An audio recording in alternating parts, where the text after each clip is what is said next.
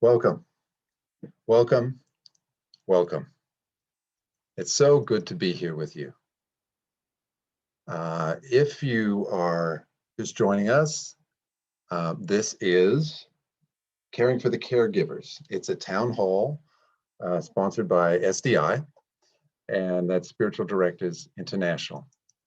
And if you're not on mute, oh, somehow this is, got it, thanks, says Lisa. Welcome, Lisa.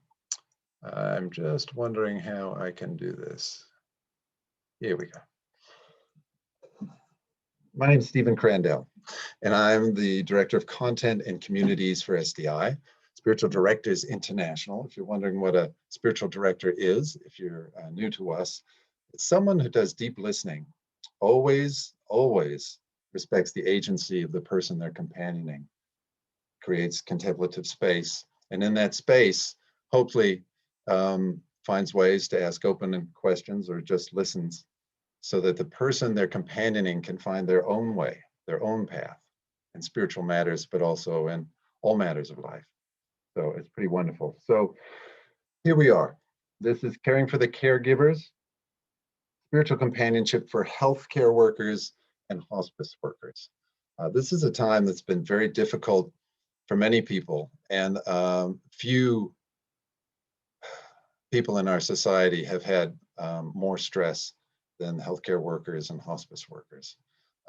It's often attributed to COVID, but people forget that these are essential services that are pretty stressful jobs anyway. And as some of our wonderful speakers who are here with us today will tell you, the first thing sometimes to go when these people are trying to take care of others in difficult situations is their own well-being, their own spiritual well-being, especially. So I'm not going to spend too much more time talking, but we are a contemplative community. And that means that we try to start our programs with a little contemplative space. It could be prayer, it could be music. In this case, it's a wonderful video that we're going to share that comes from Australia that was offered by one of our speakers today, Anna Killigrew. So let me line that up here. And we'll just take 3 minutes, settle in. All you have to do is listen for this. All you have to do is be yourself. And if you have thoughts that come and distract you, you just say, be friendly, say, hi, friend, but I'm going to say goodbye too. Hi and goodbye. I'm just going to be here to enjoy and experience what we're going to do now. So let's do this.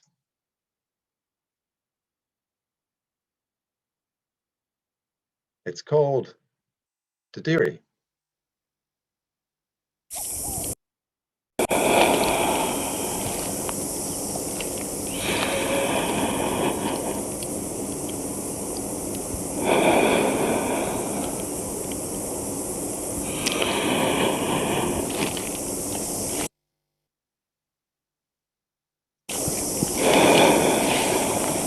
To know me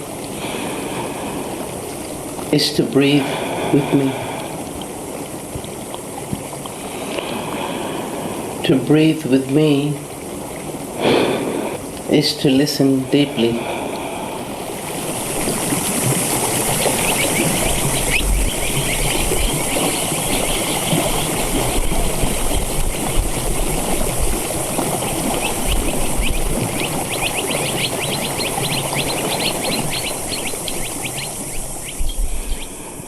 To listen deeply is to connect.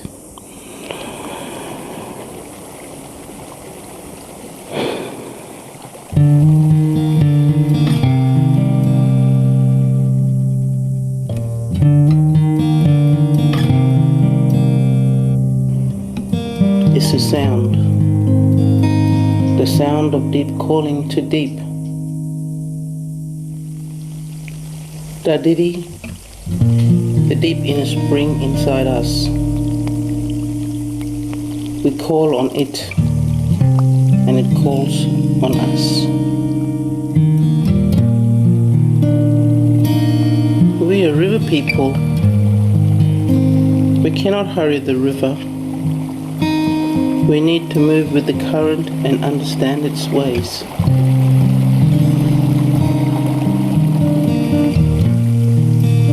We wait for the rain to fill our rivers and water our thirsty earth.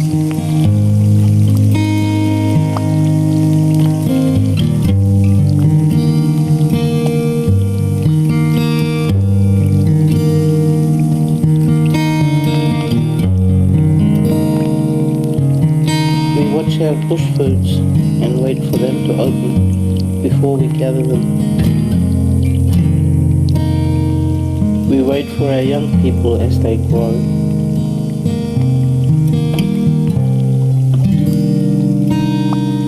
The time for rebirth is now. If our culture is alive and strong and respected, it will grow.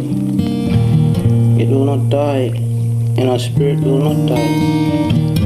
I believe that the spirit of Dadidi that we have to offer will blossom and grow, not just within ourselves, but in our whole nation.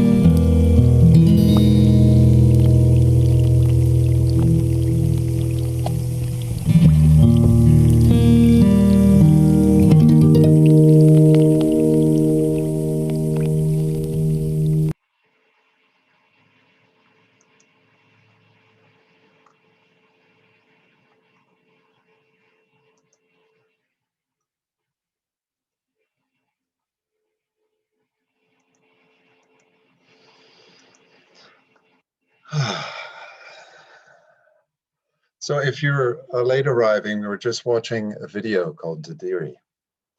And it's by a woman named Rose Ungamir Bauman.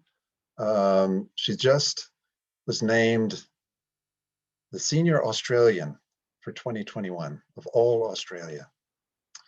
And an Aboriginal leader, educator, and artist. A wonderful woman. What a wonderful voice. You might ask, what's the pertinence to our message here, caring for the caregivers? And I would say, Dadiri, deep, listening to deep. Isn't that what spiritual companions and spiritual directors always hope to bring?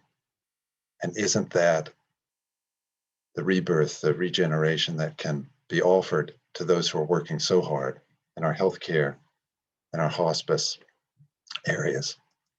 So I want to introduce you to Amy Agape. She's a spiritual director. She's a hospice chaplain and a bereavement coordinator, and she accompanies people during their final days, obviously. She offers support services to healthcare workers throughout the country, as well as people affected by chronic illness through the globe. And it was Amy who actually inspired me to try and organize this event. And I'm going to ask her to give us her wisdom for a while. And after she's done, we're going to listen to Saul Eboma, and then we'll have some time for some questions. Each of our 5 speakers are going to, I'll introduce them as we go, are going to have wonderful things to tell you. Amy, please. Thank you, Stephen. Hi, friends. I am so happy to spend time with you today. I'm here in 2 roles. I both companion healthcare workers, and I'm a healthcare worker myself. And each of those roles has changed drastically over the past year and frequently. I have come up with a framework to hold all of the changes in these roles, to hold the new skills I'm learning on the go, to hold the ways I need to resource myself, and also to locate myself within my work, and to locate my work within my greater spiritual path. I offer this framework to you not as something you need to adapt to your own, but just as maybe a spark to your imagination, no matter where you are, if you're a healthcare worker, companion to healthcare workers, if you are thinking about becoming a healthcare worker, this is just a couple different ideas for you. In this framework, I know that at any point when I'm companioning someone in healthcare, that I'm taking one or more of three stances. That is, as a companion, as a representative of a community, and as a member of a broader collective. I'll just briefly give you a story for each of those. I might be playing with all of them. I might be dancing among all of these stances. These help me locate myself within my work. Right before Christmas, I was working with a CNA who works in a long-term care facility. And he said, Amy, I've decided I'm going to spend Christmas with one friend. And he held up his bottle of Malibu rum. He said, I have thought long and hard about this, and I cannot spend Christmas with my family. It's the first holiday of my entire life I will not spend with my family.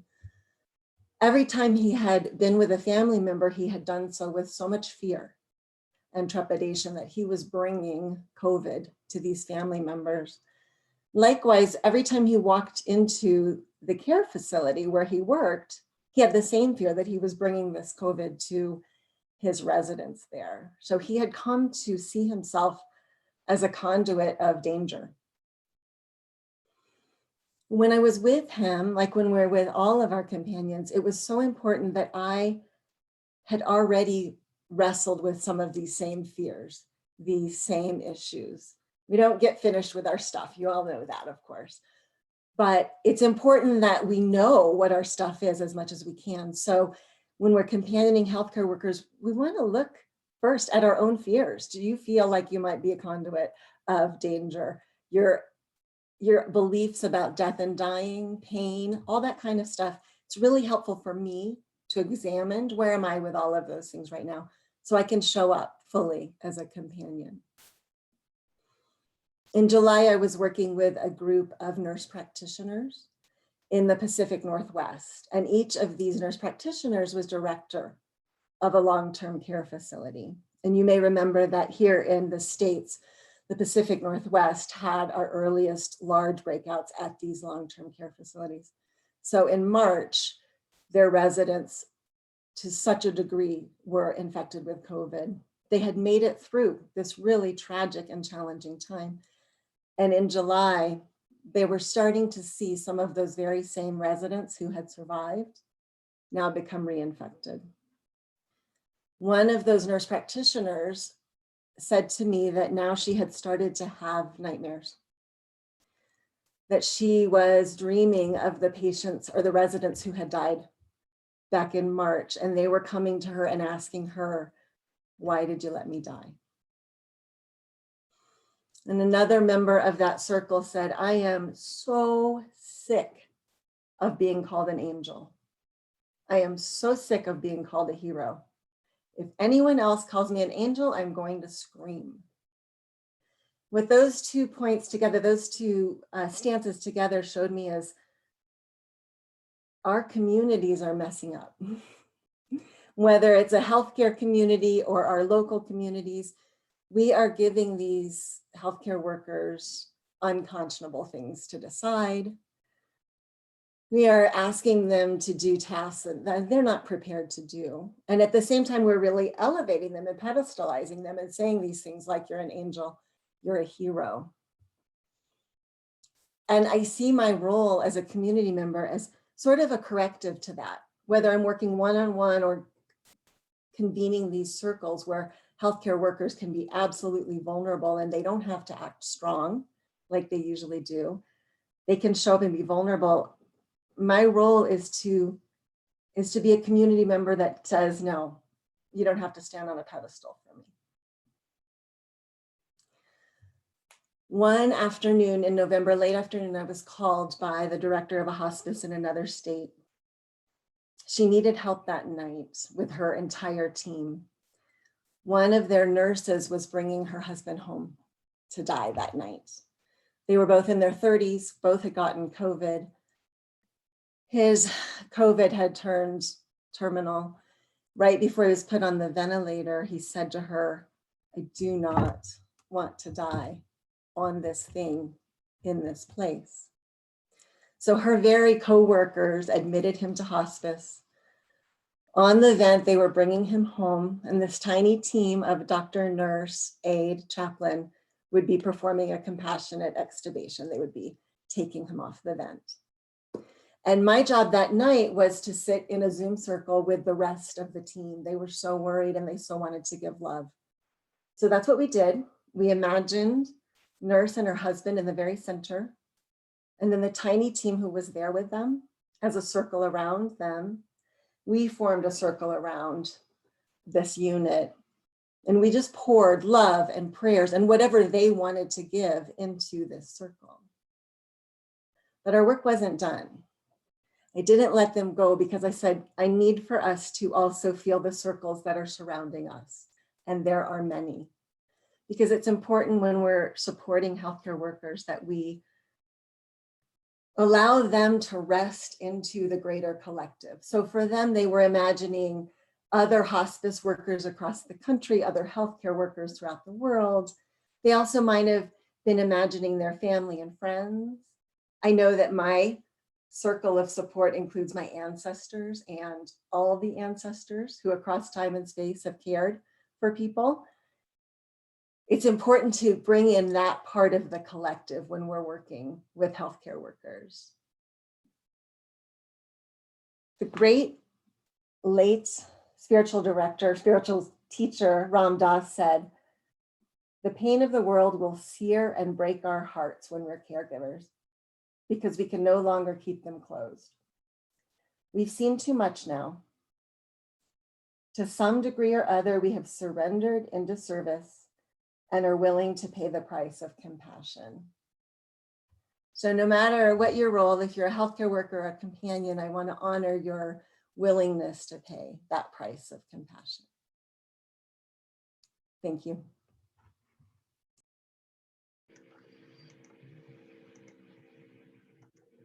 Wonderful. Thank you, Amy. And I know that folks, you will have some responses. Feel free to use the chat. By this point, I'm pretty sure everyone knows where the chat button is on Zoom. But if you don't, it's right there at the bottom, and you can make comments as we go. You can ask questions, and I will go back and I won't promise that we'll do all of them, but we might. So if you have a question for Amy, go ahead and write it down now. Thank you, Amy. That was beautiful. That's beautiful. And next, we have someone who is, now I saw your screen, it says Eboma, but I think is it Eboma? Eboma. Eboma, thank you. Yes. My typo, not the screens. Sorry. Saul Eboma. Eboma. Eboma, yes. Sorry. Is president of the nonprofit Hospice Chaplaincy. He's originally from South Sudan. He now lives in the Midwest, near Chicago, right? Yes. Right? Yep. He has 14 years of hospice ministry experience. He's passionate about spiritual care at the end of life. He's an obsessive, and I don't use that word. He used it to describe Dangerous. End of life researcher and educator. I'm not going to call anybody obsessive. Oh, man. He also co-hosts the Hospice Chaplaincy show, and I would really recommend you have a look. It's a podcast, and you can find it if you just put his name in there. You'll find him and his podcast about the psychosocial and psychospiritual aspects of end-of-life care. And he has very generously offered to talk with us today. Saul, please. Thank you, Stephen, for the invitation. Thank you, Amy, for that fantastic talk. I just want to start by talking about my life story, just as a way of relating to the trauma that some of the healthcare workers are going through. And I grew up in South Sudan. During my childhood, Sudan was going through an amazing, crazy time of war.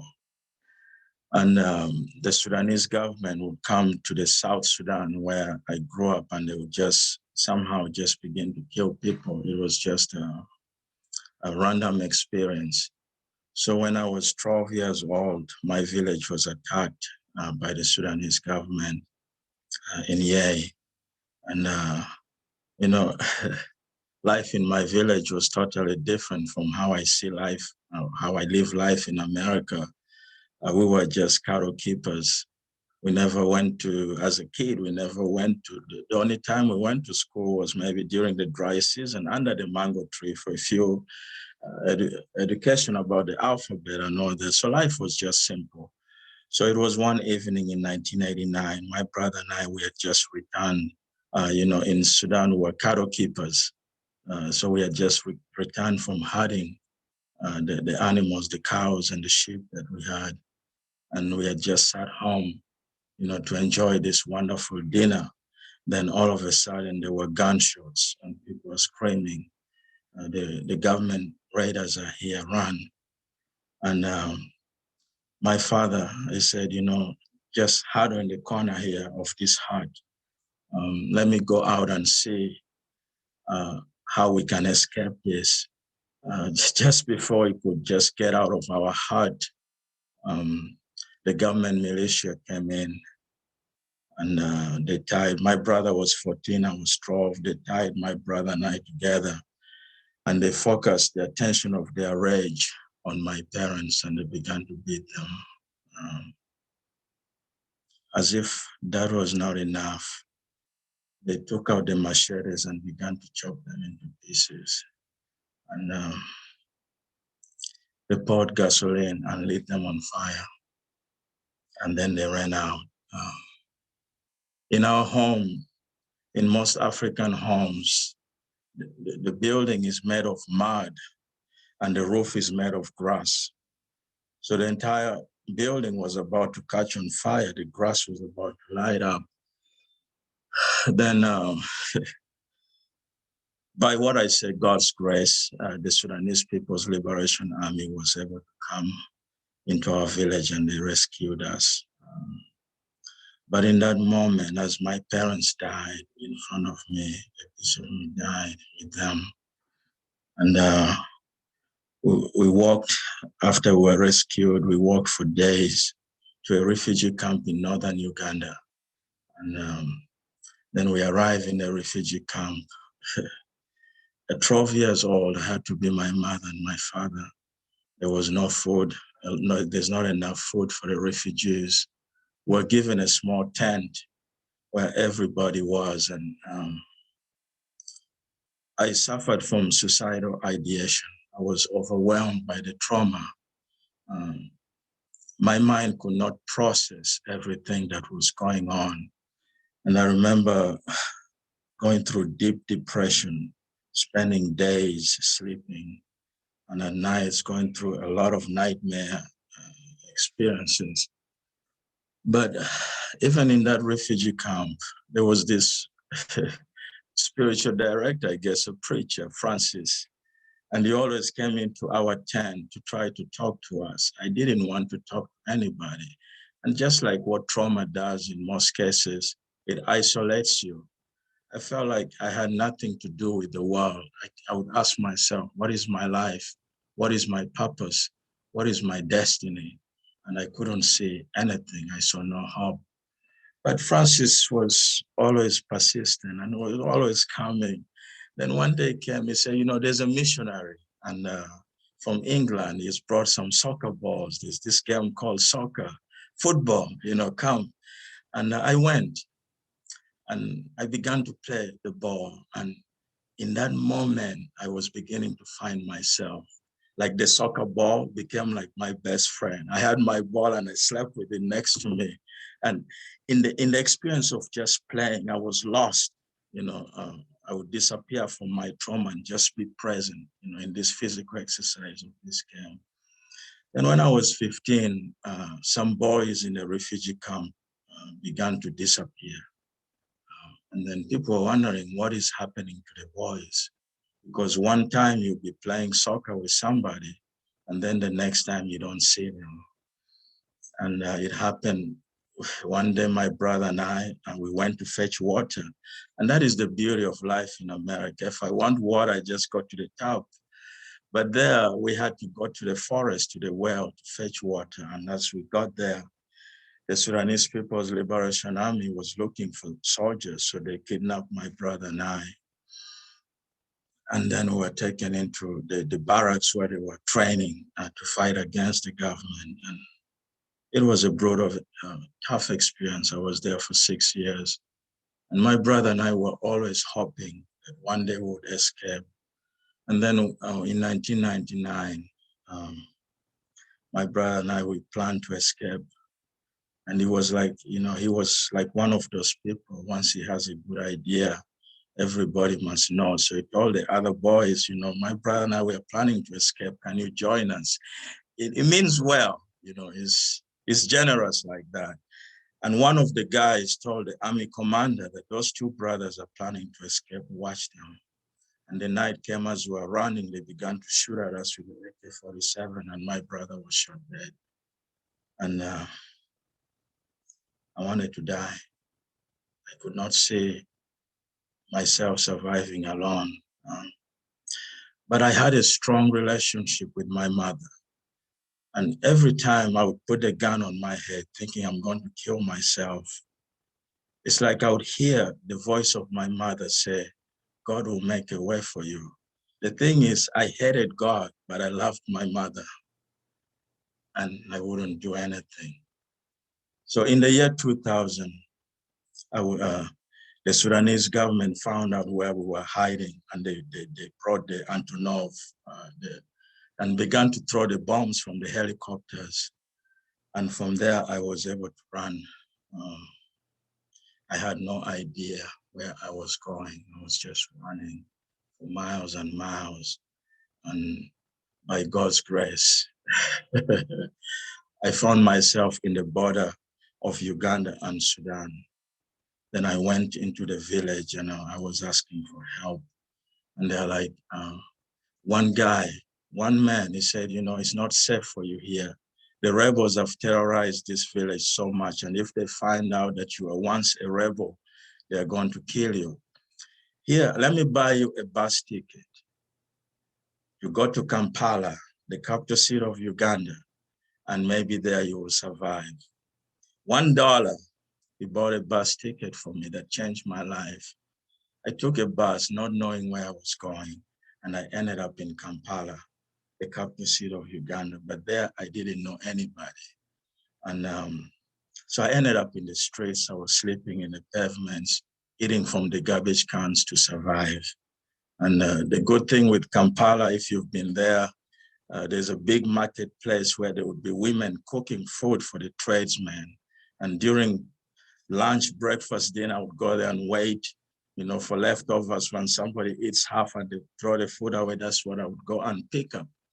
So one day, as I was there waiting to pick up, and I was reaching out in the trash can to pick up food, this guy, Anthony, a truck driver, he said, "Hey, young man, what are you doing?" So he bought me a nice plate of food and he said, "Tell me your story. Why are you in the streets?" Then I told him my story. And he said, "You know what? I'm a religious man. I drive this semi. I take goods from country to country. I'm taking goods to Lusaka, to Dar es Salaam. Then I'll go to Lusaka, Zambia. And then sometimes I'll go to Johannesburg, South Africa. Can you come with me?" I had nothing to lose. Next day I joined in and we went. And he was a very religious guy, reading his Bible, always trying to preach to me. I didn't want to hear any of that. It didn't make sense to me. And so we went from Dar es Salaam to Lusaka. After a long time, we ended up in Johannesburg, South Africa. And he said, "Here you're going to be fine. This is the best country in Africa." So he gave me some money, bought me some clothes. He said, "Just go find a nice motel, settle down. You're going to have a good life here in South Africa." So he gave me his number and everything because he had to go back to Lusaka. For the first time in my life, I'm in a world-class city, Johannesburg. And as I was walking and admiring these beautiful streets, Two criminals came with a gun, and they took everything this man had given me, and they ran away. I could not remember where he was because all the streets looked the same. I didn't even perceive that streets had names, actually. If I knew the street name, maybe I would have found him. But this is just the nature of life. So street life in Kampala, Uganda, prepared me for street life in Johannesburg, South Africa. So I went back to living in the streets. The advantage in South Africa, there were a lot of abandoned buildings in the city, and that's where I was living. And the same routine, going to the marketplaces to find food. Then one day, as I was walking in the streets, I hear these two people in deep conversation coming towards me. If you have ever been homeless, you know that if you're on the same side of the street, people will switch over. Because I don't blame them, you're unpredictable. They don't trust you, you could be dangerous. That's fine. But this time, these two people, I'm going towards them and they're not even bothering to switch, to go to the other side. So as they get closer, I hear them speaking a language from northern Uganda, where I was in the refugee camp for about 3 years. And I said, hey, brothers, can you help me? And they were shocked that a street kid in Johannesburg could speak their language. They're like, no, we cannot help you, but there's a pastor, a Kenyan pastor. He pastors Bethany Baptist Church. He helps street people like you. So they showed me the pastor's office. And I remember going to the office and the pastor had a loaf of bread. I think I remember eating the whole thing. I was so hungry. Then he took me to the church. There were about 15 other refugees living inside the church. So at night, they would remove the church chairs and put mats down and sleep there. So the church became my home. But the thing is, around that time, the South African government had begun to have strict immigration policies. So the police were given the power to profile, which means that the policeman or the policewoman can see you and say, hey, you don't look like a South African, where's your visa? And that is exactly, as I was getting out of the church, just across the street, there's a beautiful park, Berea Park. Police officers stopped me. They say, you don't look like a South African, where's your visa? And then I was arrested and taken to Lindela deportation camp, where I was for 41 days. They feed you 1 meal a day, 3 a.m. until the next day at 3 a.m. And I remember there, I wanted to commit suicide. I wanted to die. And then somehow, one day, as I'm there in the deportation camp, I hear my name, Saul Eboma. The Lawyers for Human Rights, somehow they had found me and they came and they interviewed me and then they published, is it fair for this man to be deported back to Sudan, knowing that upon arrival in Sudan, he's going to be put on firing squad and be killed. And the public said no, and I was released. I went back to the church. Now I felt like God had given me a second chance. So I went to the church, I became everything. I sang in the choir, I have a terrible voice. I sang in the choir, I led the youth, any act of service, I never said no. And in 2001, the pastor took me to the Baptist college to study. Now, I never went through school system. I never went through high school. Again, the college said, your life experience is worth a high school degree. And I was straight to college. I don't know how. After 3 years, I graduated with my distinctions and I got a presidential scholarship to come to Northern Baptist Seminary in Lombard. And that's where I got my master's and doctorate. As I go back, as I reflect on this story, in every moment, from the refugee camp where there was Francis and the missionary, there were people who were able to make themselves available to me. And this is what I see in trauma. Sometimes in trauma, people will not be able to reach out for help. Sometimes even if they need help, they may not know what that help looks like. It is up to you to extend that hand of fellowship, that help. Like one time I was going to visit in a nursing home, and I was talking to a nursing home director.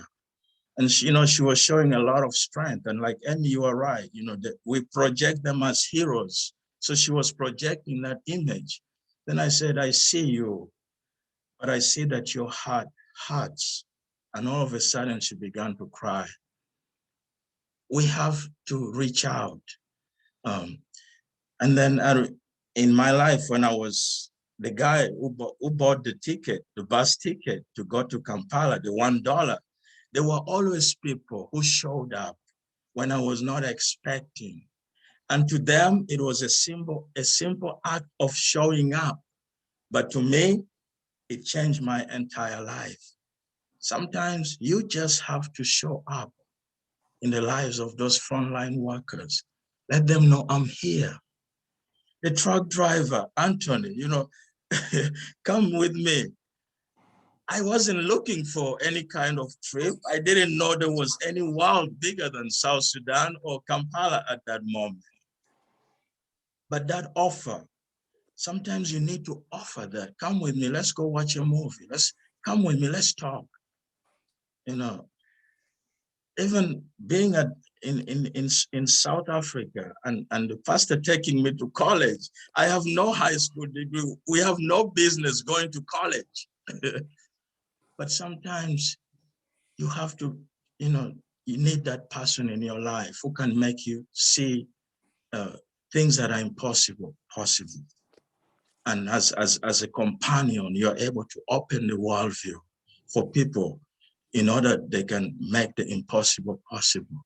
And that just by being there and helping people expand. You see, trauma narrows.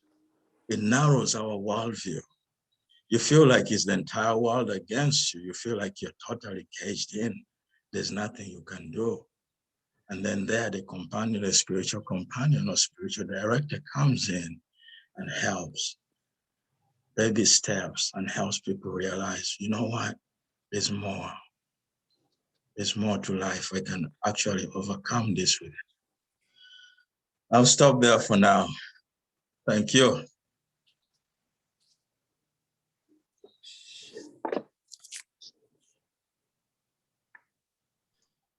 Oh, my goodness. Thank you, Saul. What a story. What a life you've led.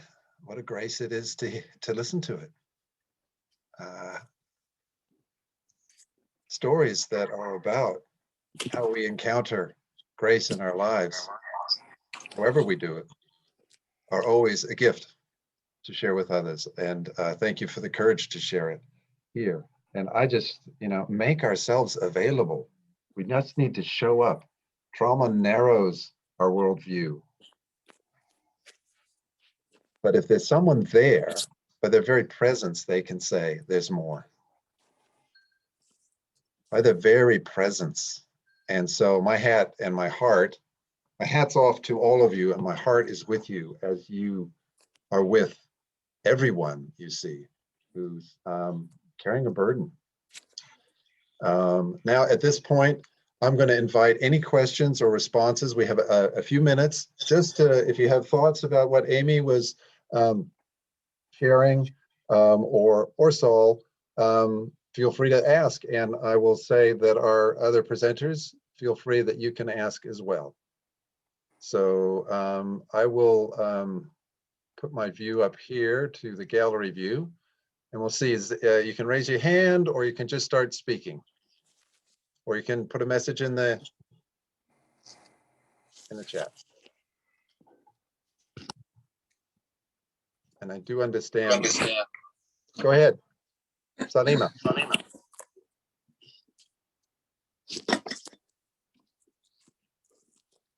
Perhaps not.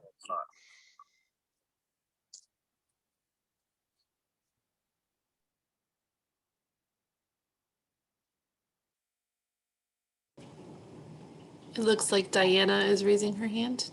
Okay, Diana, go ahead. Hello. Thank you both for sharing.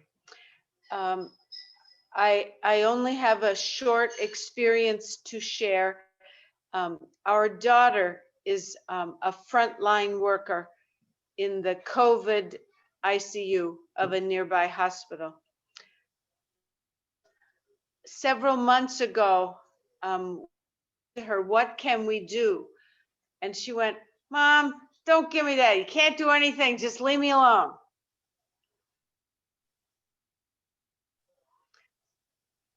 And I said, I'll bring dinner on Wednesday and I'll put it on your doorstep because she won't let us in her house. And I'll bring it, and she's the single mother of 3 kids. And I said, I'll bring it and we'll just put it on the doorstep on Wednesday at 6 o'clock.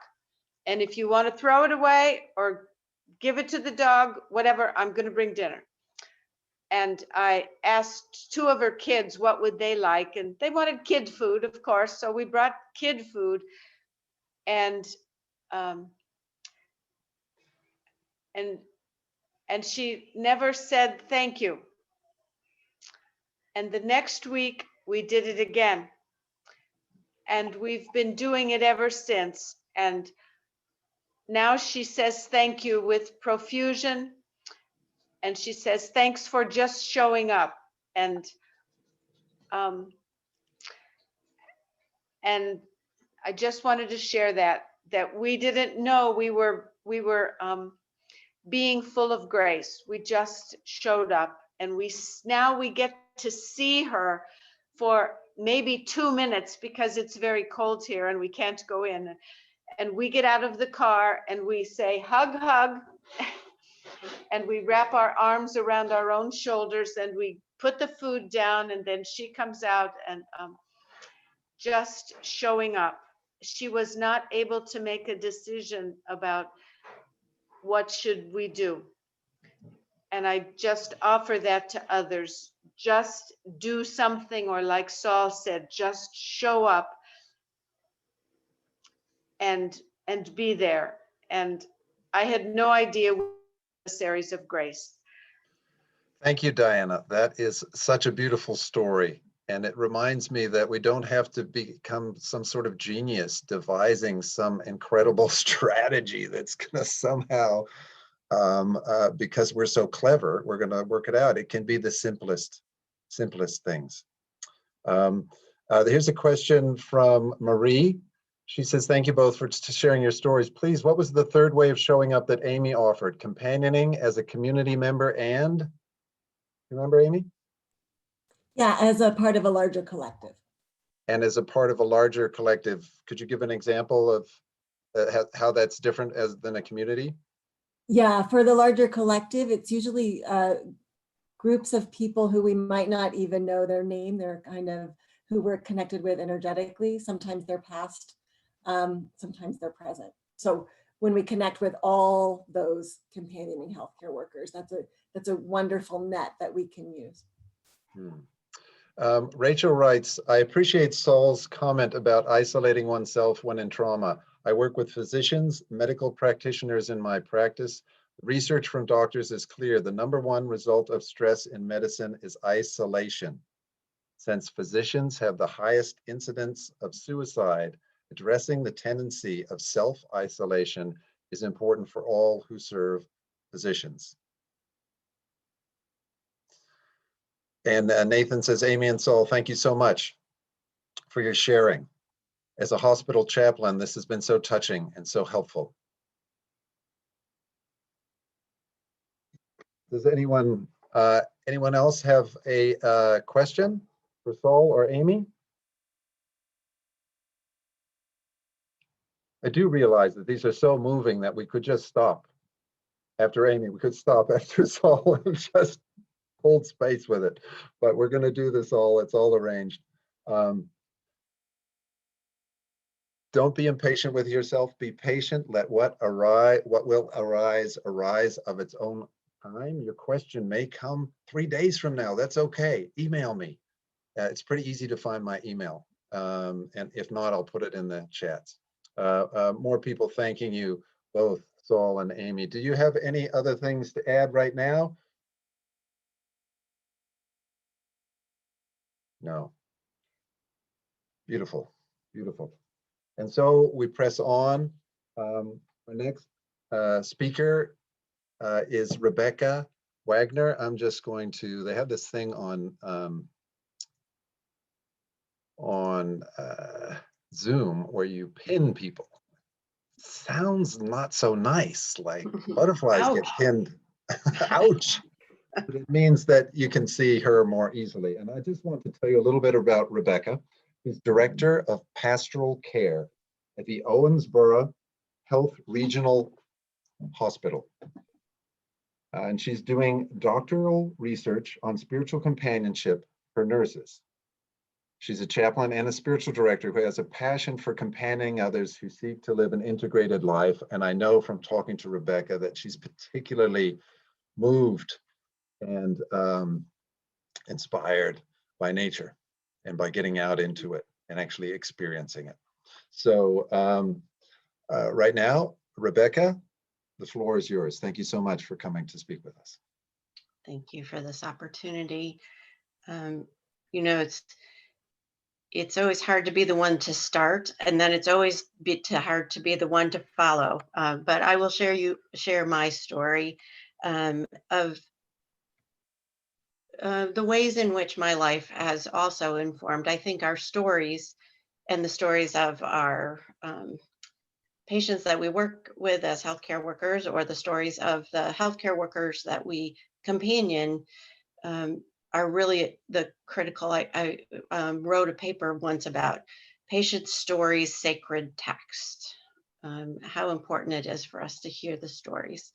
So I was a first generation going to college and needed to figure out what I was going to do, and felt a lot of pressure that if I was going to justify going to college, I had to do something that was going to be meaningful and have purpose and make a difference in the world. And so I ended up being a physical therapist.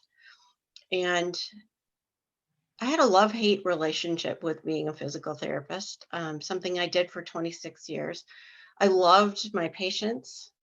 I loved hearing their stories. I loved seeing them make improvements and be able to return to their lives, or at least reclaim some of their lives after illness or injury. What I didn't love was being in a box that seemed to exclude so much. I felt like working as a healthcare professional often felt like I could only bring a part of myself to work, and that I could only be companioning the patients and families that I worked with at a certain level. There was my scope of practice and how far it should go. And so after 20 some years as a physical therapist, I went back to seminary and got a degree, and have been working now as a chaplain and spiritual director for 10 plus years. And the reason why I mention that is I, like Amy had mentioned, have the benefit and maybe the conflict of being a healthcare worker and a spiritual companion. And one of the things that I know that I struggled with as a healthcare worker, partly I think because of my story, because I felt so much pressure, although I'm not sure that this is an unusual story for healthcare workers. I felt so much pressure to fix things, to make things better, to accomplish things. In chaplaincy, they talk a lot about, you just don't have to, there isn't something you need to do, you just need to be. Well, as a physical therapist, it was all about what do you need to do to help these people. And I think one of the dangers in healthcare is that we might exclude not only our own being, but the being of the people that we care for. And so as Stephen mentioned, when I moved into chaplaincy, really wanted to find a way that I could bring both my struggles and my successes, my passion to other healthcare workers in bringing that fullness, that wholeness of life and ourselves to bring that to bear. And so I had an idea a couple of years ago when I started thinking about getting a doctorate in doctorate of ministry. What if, crazy idea, but what if I sat down with nurses and talked about the importance of spiritual practices, helped them identify what some spiritual practices might be, met with them regularly as a spiritual director, and saw what happened. And of course, in the beginning, it was a hard sell because sometimes there's just this idea that that's outside of people's comfort zone. And not everyone's. There were certainly some early adopters, some people who wanted to join. The story of this doctoral work is that I did start that last April. Speaking of, how God leads us, Saul talked about God leading you and providing, and sometimes you think, is this a closed door? I had gotten everything ready, had solicited any nurses. In this case, I decided to go with nurse managers, and then COVID hit. And I thought, there's no way that they're going to think that this would be helpful to spend time with me, to learn about spiritual practices, to find 2 hours to sit down and meet with me in the midst of all of this. And the surprise was that they told me that it was exactly the right time to be able to do this work. That knowing about spiritual practices, whether they chose to continue a spiritual practice that they were already doing or expanding their spiritual practices, doing that, knowing that a commitment to that led to increased resources for them to draw in their work, as well as knowing that they weren't alone and that there was a safe, sacred, open place twice a month that they could sit down and talk about how things were going, whether there were issues that they needed to talk about, and where they could really, as someone had mentioned, the idea of being heroes. Well, everybody meant well, I think, when we labeled healthcare workers heroes. But the problem about being a hero is that you can't let your hair down, and you can't be vulnerable, and you can't be weak. But these 2 hours a month, they could be weak. They could be vulnerable. They could talk about what they were struggling with, and it was okay. And so I've gone on to do a couple additional cohorts. I just finished with 5 more nurse managers and just started with 7 more. Suddenly it's not such an unusual thing. They've heard through the grapevine, oh, this is great. It's not weird. You can go and do it. It's okay to talk about spirituality, and it's not that religious thing. She won't try to convert you or anything. In fact, she might show you some spiritual practices that are a little, a little weird, but you don't have to do those if you don't want. I mean, it was kind of fun to try them. I don't think I'd ever do that, but at least it was fun to see that there are spiritual practices out there that I could do if I wasn't a religious person. And I just have been so gifted and honored and privileged to be invited into these healthcare workers' lives, to create that, Stephen, you always talk about spaciousness, to just create that space where they're able to let down and to be and to reflect on what is going on with them. Another thing that I think comes up a lot of times in our conversations has been the whole idea of it. The way I put it is this: when I was in my 20s and in my early 30s, I would say, you know what, God, I'll let you know if I need something, I got this. And then since I've been in my 30s, I said, you know, God, maybe you have this. Let me know what I'm supposed to do. And that's what I've seen a lot in these healthcare workers, is the movement from, I got this, and if I have to, I'll admit I don't have it all, to, I don't have to have all of this. I can surrender to others. I can surrender to God or my higher power. I can surrender to being in relationship. I don't have to carry all of this on my shoulders. And that's kind of countercultural in healthcare. And so I think that ability to give permission to grace, surrender, vulnerability, all of these things that are often difficult or maybe hard for people to feel that they have permission for, is one of the things that spiritual companioning can offer.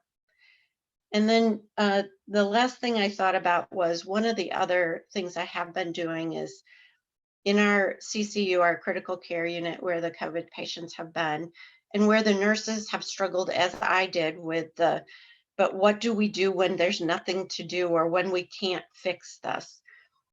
I just started showing up. I would come up and just say,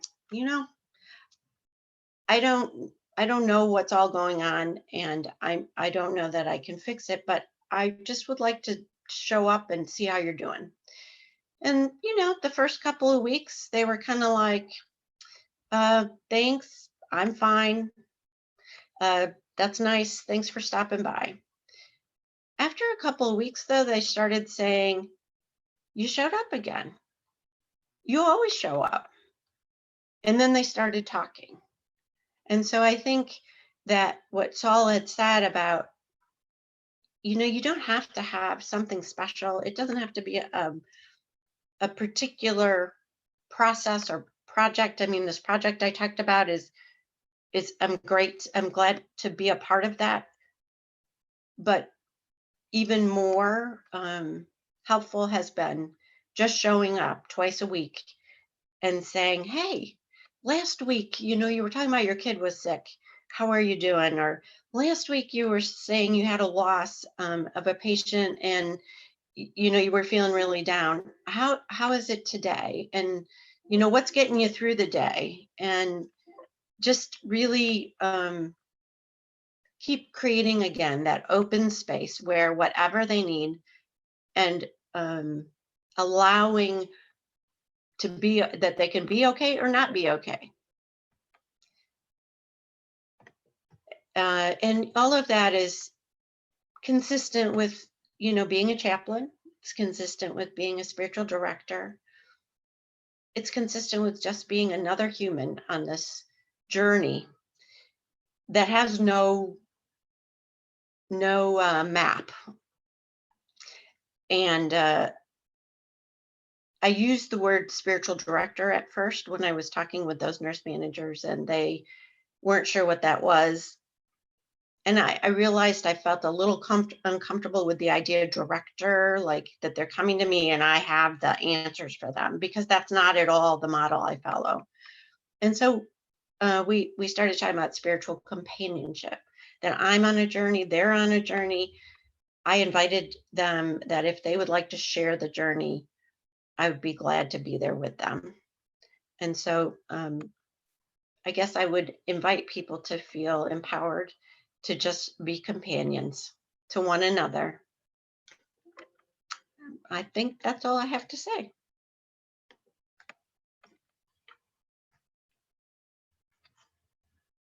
Thank you so much, Rebekah. I love the story. You said, I'm just going to show up so you can check in.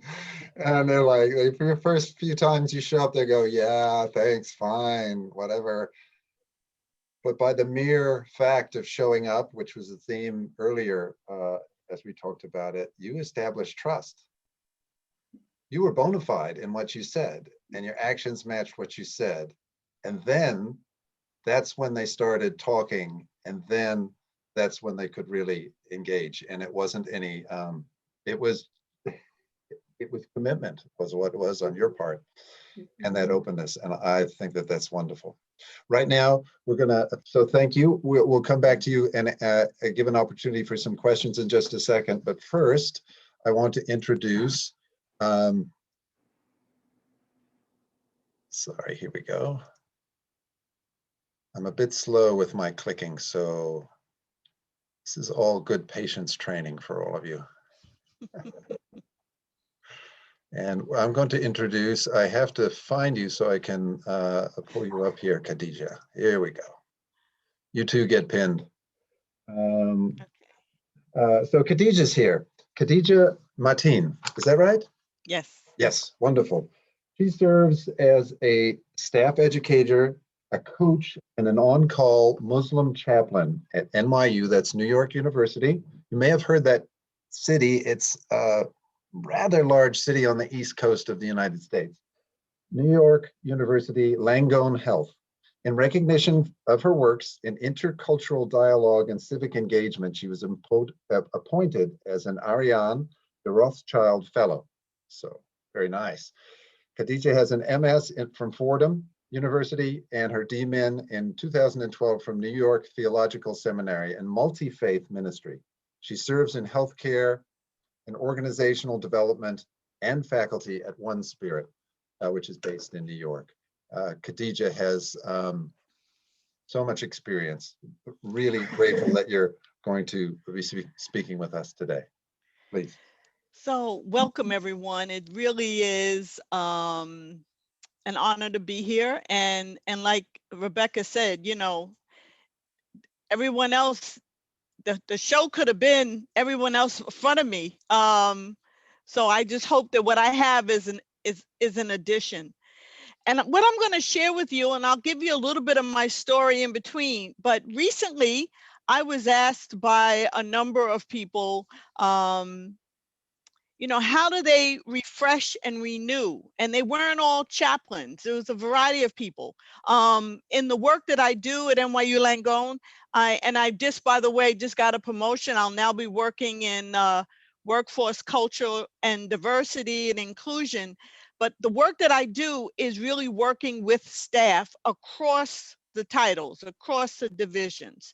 So it's not just the staff that's involved in patient care. And during the height of COVID, when everyone would talk about the nurses and the doctors, and I'd say, and if building service didn't show up, nobody could show up, you know. So let's not forget the engineers, security, building service, and the cafeteria and everybody else. It takes that collective service and energy. So what I'd like to do is introduce you to what I call a love's journey. And it's how do we remind ourselves about that deep listening of heart to heart? So I'm just going to share with you some of the high points of a session I did recently, because I am looking at all of you. If we were all in a class and I was facilitating discussion, I always try to make recommendations for things that you could put in your toolbox. You know, a lot of you in your work, I'm not going to tell you how to do it. I don't serve as a full-time chaplain because my calling is to teach. I am 7th generation educator in my family, 8th generation clergy. But even when I thought I was going to go for my, 4 units in CPE, I got pulled over. No, we would rather that you serve as an advisor and teach. So, sometimes like Saul said, you think you're heading this way and then, you end up on a bus. You're not even sure where it's headed. So I would ask all of you, if we were teaching a class, that in how you care for yourself, self-care is not just the physical stuff, like getting your hair done, getting your nails done, and going to the gym. There's a more expansive sense of the self-care. And some of the points that I'm going to raise because over the last couple of years, I've experienced some heartbreak that has taught me that I have so much more to learn. But the compassion of God was that I had the opportunity to learn. So when was the last time you really sat down and revisited your personal purpose? Not just the job title you have, but what's your expansive purpose? Because sometimes we need to check in with ourselves. We think we're doing pretty good. And then we look up one day and we go, what am I doing here? That cartoon that came out called Soul, where the jazz musician goes and he discovers where the soul comes. He really got an affirmation of his purpose. So I recommend the cartoons. Me and my grandkids, we're into them, okay? But revisiting your personal purpose and then revisiting or expanding your understanding of self-care.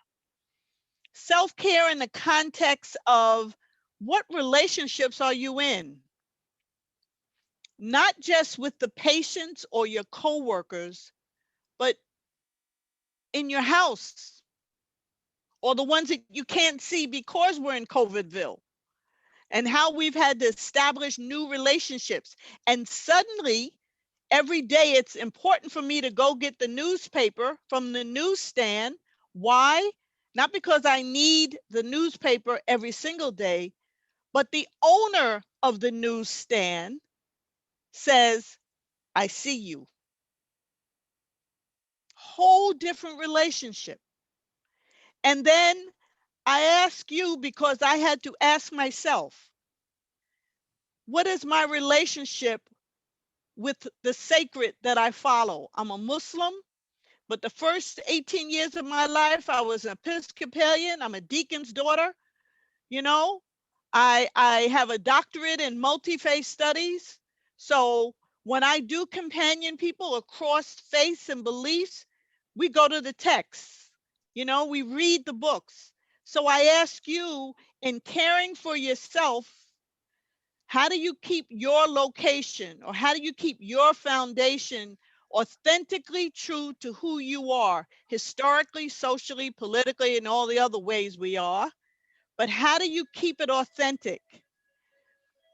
Because the more ways we can see ourselves, the more ways we can see the people we serve in the context of their full life, regardless of their age, not just because they're currently a patient, either in hospice.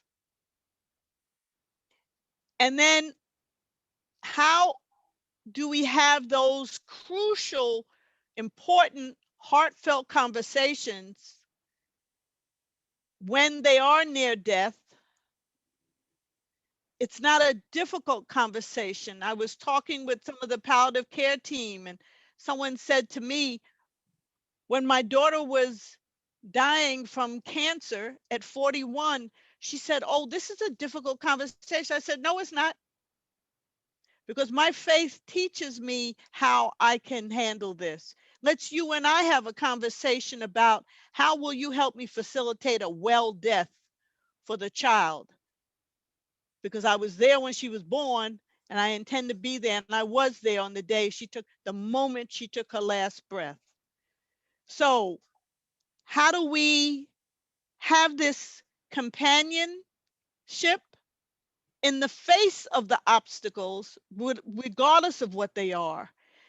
And so that we see it because we have refreshed and renewed our own location, that we've paused and stepped back, that we redefined our relationships, that we can tell the people we love in 5 or 6, 7 different ways, not just I love you, but how do we say it so it communicates?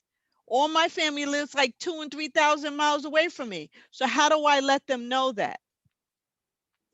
My own story is that I come from these generations of historians and homesteaders in the Midwest. Places like Nebraska, Kansas, South Dakota, Oklahoma, or any place that got cold. It's like we left Kentucky and Virginia and North Carolina, either because we were freed ourselves or were freed. And then we went to any place that was cold and there wasn't nothing there. And I mean, was nothing there. And so we had to pull on the faith. And one of the things I did in learning my family's genealogy, and thanks to my sister, we trace all the way back to those slaves in 1619. So if I have attitude, I have it on good stead, you know. But when I looked at where my family homesteaded and how, and the careers they had, I asked myself, because they were AME or Baptist.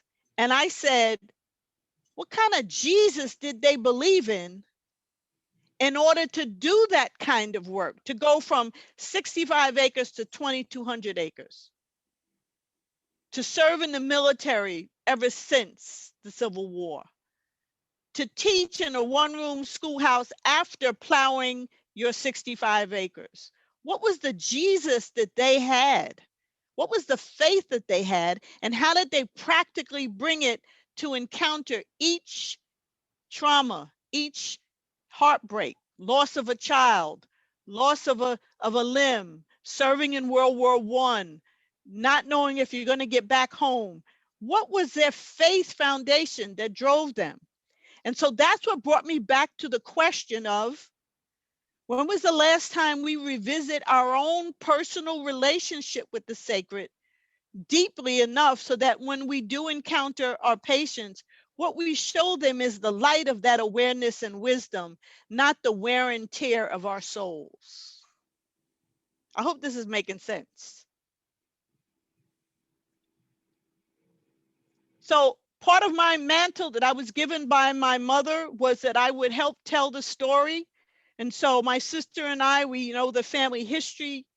And my doctorate work was in faith and family history and how that shapes identity, and understanding my ancestral relationships. And so I am a mother who has a daughter who is now an ancestor. I'm a mother who has such a deep relationship with my ancestors that I feel them holding my elbows whenever I begin to miss my daughter. Because I have that presence or that sense, then when I do encounter, and sometimes usually when they call me as an on-call Muslim chaplain, it's because someone is dying.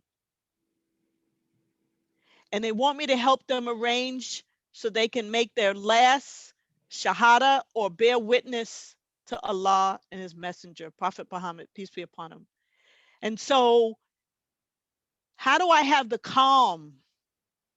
How do I have, there's like they say they watch me walking down the hall. It's like not, and like Rebekah said, not like I got this, but I am held with this.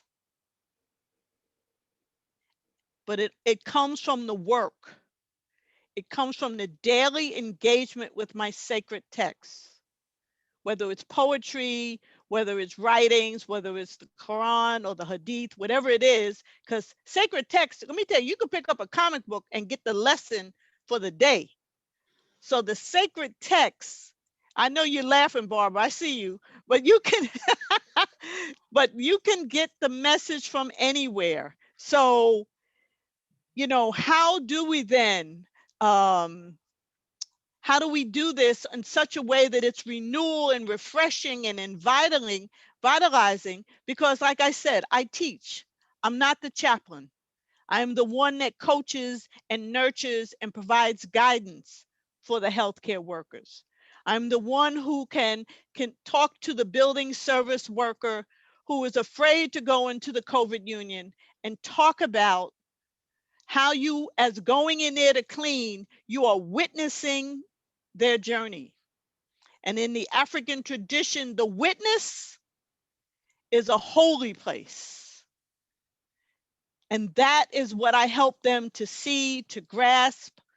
And I've had some of them come later and say, I didn't see my work before as holy. I said, and you think you're just here for a job? So that's kind of like how I roll, as the kids say. I do now at One Spirit, I'm part of the facilitators for the newly developed ISCC. It's a interspiritual companioning and counseling program. We've completely revamped the program, and the new one will be in September. And so my primary focus area will be spiritual activism. But the idea is, who's walking with me? And having that integral conversation and knowledge about my family history, my family's faith journey. And as my great-grandfather would say, so you think you're here on purpose? What's that purpose, girl? What's that purpose? Thank you. Amen. Thank you. Wow. Wow, wow, wow, wow, wow. So many things arise for me. How do I have the calm? How do any of us have the calm? And the importance of a practice. Whatever the practice is that fits you, it may be your tradition, you may be like me, spiritually independent, and I'm like the great scarecrow, patchwork coat and everything. I just find my wisdom and I sew it onto my coat. And the nice thing is it keeps an open heart, and it means that curiosity is one of the most productive experiences, feelings I can have. Why are they saying that? Why does that bug me? Why does that make me feel excited? Anyway, I'm going to pin Rebekah here, and we'll take a few questions. I do want to say to everyone that we were meant to go about 90 minutes, so we're still within that time. We're going to run a bit longer than that, so hang with us up if you can. And if you must leave, please don't worry. This is going to be recorded, and it will be up shortly on YouTube as soon as we finish. So the idea is not only that it's an experience that we all get to take part in, but it's a resource, and you can come back to it. My personal sense is that this is very, very rich stuff. And you could listen to Khadijah or Rebekah, any of our speakers, again, and get something new, which is one of the wonderful things about people who have walked the walk. So let me just, there were a few questions. If I could just point out, Audrey said, she said witnessing or witnessing. So Audrey, I'm going to steal that. I'm just getting your heads up, you know. If it's copyright, I got it. Okay. No copyright on the truth, eh? No copyright on the truth. Muriel says, Khadijah, just wow. Yes, ask and keep asking myself the big questions. Who am I to myself? What is grace in my life? Am I heading toward it? Thank you. Right. Rebekah, Jean asks, she says, I'm interested in hearing about the spiritual practices you've shared with your groups. Could you just talk about that for a little bit? Sure. So I wanted to have a variety of things that maybe as healthcare workers they were not familiar with, and certainly you know, it's contextual too. I live in Western Kentucky, and so you know there's a traditional understanding of spiritual practices there. So I had exposed them to the grace meditation with Joan Halifax, which definitely they said that was different. Art reflection using some art cards that I have received. We did embodied prayer using oh, now of course I can't think, Teresa of Avila's welcoming prayer from the morning. We did Lectio Divina using Psalm 139. And there was one other practice, but I tried to use a variety of practices that weren't probably off the beaten path, but would certainly be stretches for people that they might at least see how different practices might call to different parts of themselves. Rev Ed, we're going to get to you in just a second. I just want to ask Rebekah one more question from Elizabeth. She says, it sounds like group spiritual companioning. This is this monthly meetings that you had. Would you call it that, group spiritual direction, or is it something different? They were all one-to-one meetings. Okay. I have heard though from I did interviews before and after about what they thought of the program, what they would recommend. And they did recommend, if we weren't in COVID, that they would have liked to have a group interaction so that they could learn from one another. And certainly we could have done that virtually. But for this particular program, I thought that the one-on-one was probably most accessible. But perhaps as I am able to get more people through the original program, the next steps might be developing some group programming. Thank you. Reverend Ed, take it away. Thanks, Stephen. Thanks, Khadijah. Khadijah knows me. We're partners in crime at One Spirit. But I do work. I do clinical work, and I do spiritual counseling work, and I focus a lot in my clinical work on sleep, insomnia, helping people sleep. And during this past year, that has been no small task. But what was so striking was that I just presented on some studies have just come out, some research in sleep saying that sleep quality is directly related to finding meaning and purpose in life. And so going with Khadijah's purpose, I'm like, absolutely, absolutely. You need to be right with your place in the world, and that will help your sleep too. So thanks, Khadijah. Just to jump in there for a second, one of the things I had forgotten as part of the training program in the original program with the nurse leaders was to develop a personal mission statement, because I do think that's critical. We can't live an authentic life, authentic to our values, until we've really spent some time contemplating what those values are. But you're right, absolutely right. If we don't have shelter, food, sleep, you can't get to that deeper stuff. You have to have the basics first. Oh, well, thank you. Thank you, Ed, and thank you, Rebekah, for that answer. Just read a few more things. Lisa says, thank you, Khadijah, for your strength and beauty. Thanks for your presentation, says Fidelis Umu Goro. As a minister, I was blessed to hear you. Rachel says, I believe the flip side of COVID is an awakening of curiosity among practitioners. I believe we should take the opportunity to revisit and stimulate a sense of awe. To ask when a practitioner last had a sense of awe is very illuminating. Comments. I will just start off by saying, I know a spiritual director. He's a Zen Buddhist. I've been a director for many years. His name's Genjo Marianello. And one of his favorite questions is, when do you feel alive? I caught into that right away because, it's a way of speaking. I mean, obviously, if we're breathing, we're technically alive. But when do you really feel vibrant? When do you feel alive? Is it playing the guitar? Is it walking out in the woods?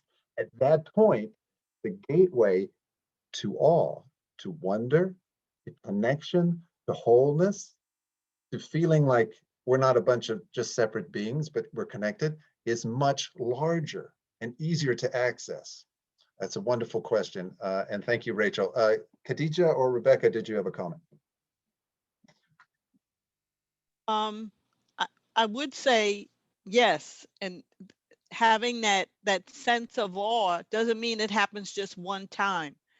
There's the story of the sheikh who read the Quran every single day, and each month read it in its entirety, and he was like in his 80s and read one of the chapters, one of the surahs that he had read hundreds of times, and came running out his room yelling because he had gotten a new awareness. So I want us to, what is it in our life that will give us that sustainable awe? Not that we walk around going woo woo woo woo, but that we are open to renewed awareness, that we could hear the same thing every day and suddenly it just takes on a whole new meaning. So yes. I can say my daughter's name was Jahan, and my oldest son just had a little girl, and he remembers his younger sister when she was born. And so he named the new girl Isabel Jahan. And just hearing her name gave me a renewed sense of why I named Jahan the first time, but the realm of possibility of being a witness to this new person's life. So the awe just keeps coming. Wonderful.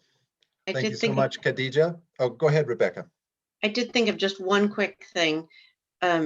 the original video that we watched that Anna brought to our attention, as well as that awe, reminds me that one of the gifts of COVID has been remembering that the one thing no one could take away from us was being out in nature, and remembering to access the awe and beauty and refreshment and renewal of that nature can provide for us, some of the simplest spiritual practices.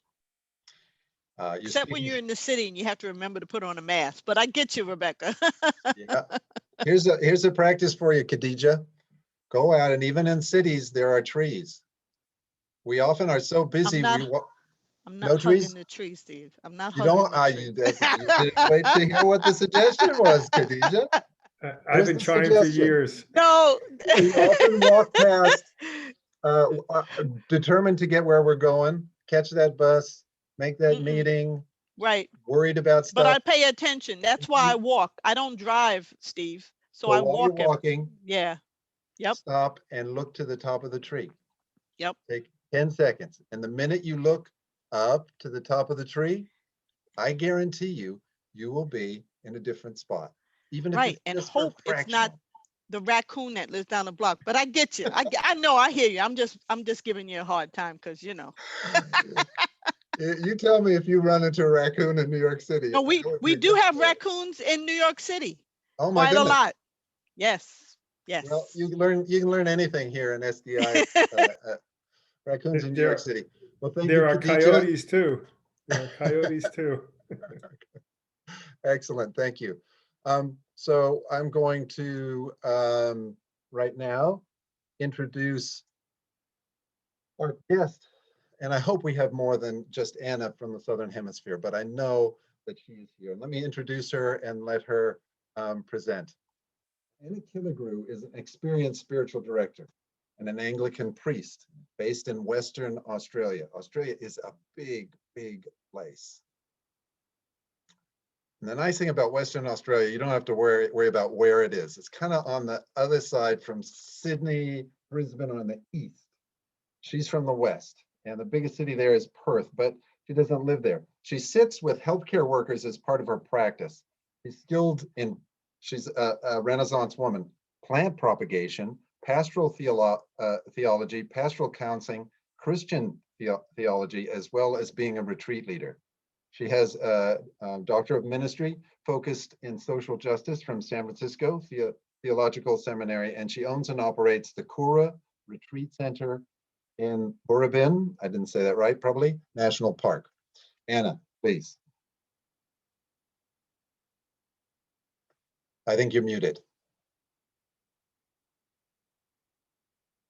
Still can't hear you, Anna, sorry. There we go. Sorry about that. My daughter says being on Zoom is a bit like having a Ouija board in front of you. Is somebody's coming in? Can you hear me? So I wanted to have, I live in Western Australia, but I live in the desert in Western Australia. There's only 2 of us live in the place where I live, and it's 160 kilometres from the town. So we live remotely, we are isolated, we're used to isolation. So COVID hasn't introduced that as a new concept to us. But my work has to be on Zoom because of that isolation with spiritual work. And so the people I work with, I'm doing it on Zoom. And what I would like to use as the soundbite of what we do is spiritual healing for the people of the healing professions. And I think that the main theme that we're experiencing is that the healthcare workers, they're in survival mode at the moment with the pressures that they're under, and that puts them into some sort of place where they ditch everything except the essential tasks. So a non-essential task may seem to them to be their spiritual health. And I think Steve and SDI offering an opportunity to get a bit more aware of our spiritual health needs is really important. I think our challenges are pretty big though, because for instance, our places of worship, our places of where people would gather in a spiritual sense, our sacred spaces are closed or really restricted. And often many of the spiritual practitioners are overwhelmed and preoccupied with the dying and don't seem to have much time for the carers. They seem to be missing in action is what the people I'm listening to are saying. And maybe spiritual companioning isn't on their radar because they're absolutely distracted by their pandemonium, because they put their patients first. That's how they're trained, and that's how they actually feel, and it's their purpose to put their patients first. So if we're offering a support in the spiritual realm, it was interesting to hear how you could get them one by one in the hospital, but it needs to be, what we need to recognize is that they're offering a really costly care and a costly commitment to their patients. And then we can connect with them as where they are. And they're in a place of turbulence and disorienting activity. And they probably escape from their COVID world by watching telly or joining on the socials or doing art or music. And those media things are where we could probably reach out to them, where people are finding their escapes from the COVID reality in their lives. We could probably be present with them in those places, because they work in a very highly structured and compartmentalized life, in a compartmentalized environment. And that interprets to them who they are while they're in it. And it also lets them compartmentalize their life so that maybe they are not easily accessible and can't find their spiritual life easily accessible as well. So that's a challenge to us. And I think these are the things that I have found that work. And it is to make that personal contact. And as you said, after that, it spreads from your personal contact with that person to theirs with their neighbours and their colleagues. And to be able to assure them that spiritual companioning is actually an evidence-based practice that will help them with their own lives and their lives of their families, their relationships, and with those for whom they care. And I think the best thing that we've all said is to be present, to be deeply listening, and to be still and aware when we are with the healthcare worker in their situation. And it helps, I think, to be able to draw them out from wherever they are so that they can rest in that comfortable place in their lives, a comfortable and sure part of their lives, a part where they can feel secure, a part where they feel alive. So we can ask them the questions to help them get into that place. And from that safe place, they might move to the chaos of their lives, to the grief and the fear of loss and the restlessness in their lives, and somehow see it from the safe place and find their sense of spiritual relatedness there. So I think in our companionship, we share from heart to heart and from breath to breath with that healthcare worker. And that's when we're in the presence of God. And when I go into spiritual direction with somebody, I remind myself of that person's real personal cost and their real life challenges that they're probably publicly facing every day, because I'm not facing them. I'm living in the desert, and I'm isolated in a physical sense. And it's important for me to put myself into the place of where they are in the busyness of their lives, yet isolated and traumatized, and expending a huge price for the ministry that they have of caring. And I also remind myself that this person has a COVID-free identity alongside the one that's being molded by their engagement on that virus front, because this isn't just a person who's reacting to a virus. This is a person who's got lives and relationships and purpose and meaning. And I bring to our time together my earth-based spirituality, my ability to listen that's been honed by living 16 years in the desert, in the wilderness, and doing these listening on Zoom. And I hold that thread of mutual belonging. We belong to this wider community that will guide us together into the presence that's our life source. And so we begin together, and many people say we would begin with prayer, but I think prayer is a bit of a physog when you've got a healthcare worker with you who's in a frazzled state, because they've just remembered to turn up. Their distraction is obvious, and we're facing each other on Zoom, and there isn't very much of a buffer between them and their actual domestic situation. It might keep coming through the door. And there's a need to share with them, there is some evidence that the process that we're embarking on has benefits that can be applied to their world. And so I pray beforehand, but then I tell the healthcare worker that I'm holding them and those for whom they care in prayer, so that they know that there is this reality out of which I am coming and into which they are moving and invited. And as you can see here, I've got a virtual background. I use the virtual background on my Zoom screen because I use one that brings people into a virtual wilderness setting. They don't need to see yet another room. They're in institutional overwhelm. Their built environment isn't offering them relief from what they're seeing and doing and hearing and feeling. So I choose a photo of a tranquil environment. It holds out another horizon to the worker, and it helps to set the frame for our time together.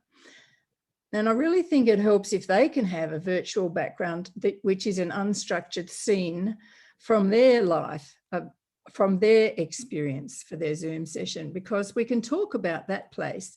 We can talk about how it feels to be in that place and how they treasure it.